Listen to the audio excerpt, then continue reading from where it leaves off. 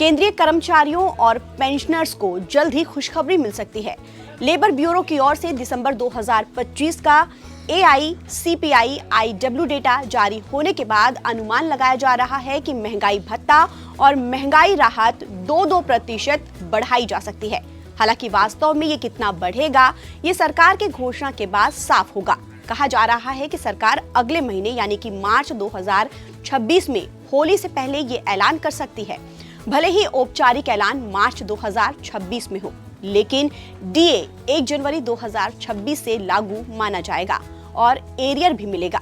बता दें कि 7वें वेतन आयोग का समय 31 दिसंबर 2025 को खत्म हो चुका है, पर 8वें वेतन आयोग की सिफारिश होने और उनके लागू होने तक 7th CPC के बेसिक वेतन पर ही DA का कैलकुलेशन होता रहेगा।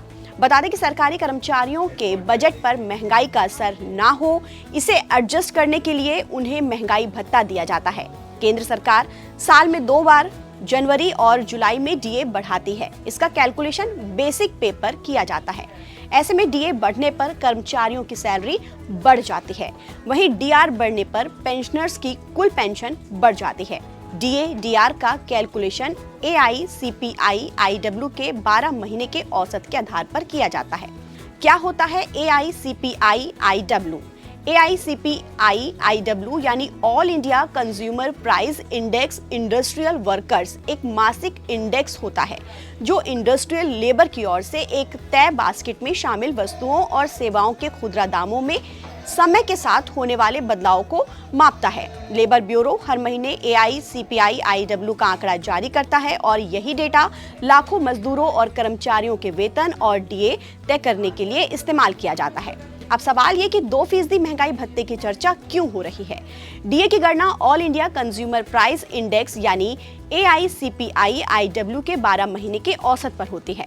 दिसंबर 2025 के लिए AICPI IW का आंकड़ा 148.2% है।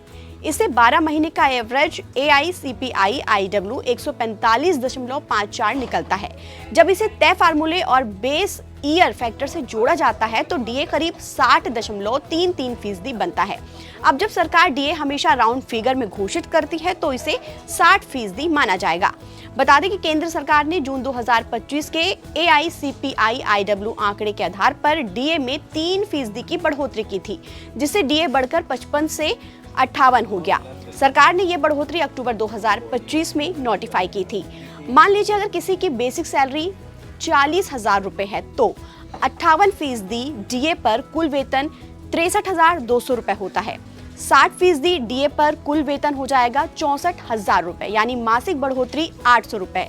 इसी तरह अगर किसी के बेसिक सैलरी 90,000 है तो 58% DA पर कुल वेतन होता है 1,42,200 रुपए।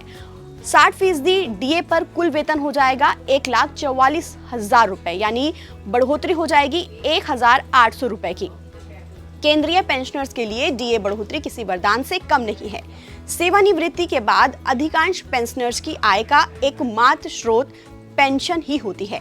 ऐसे में महंगाई बढ़ने का सबसे ज्यादा असर इन्हीं पर पड़ता है। DA बढ़ने से पेंशनर्स की मासिक पेंशन में सीधा इजाफा हो जाता है, जिससे उनकी आर्थिक स्थिति मजबूत होगी। लेकिन हम आपको एक बार फिर ये बता दें कि DA में कितनी बढ़ोतरी होगी, इसको लेकर अभी केवल कयास और अनुमान ही लगाए जा रहे हैं। वास्तविक बढ़ोतरी की जानकारी सरकार की घोषणा के बाद ही पता चल जाएगी। लेकिन उम्मीद की जा रही है कि मार्च से पहले यानी कि होली से पहले केंद्रीय कर्मचारियों और पेंशनर्स को जरूर कोई अच्छी खबर मिलेगी। ताज़ा अपडेट के लिए आप बने रहिए नवभारत टाइम्स के साथ। नमस्कार।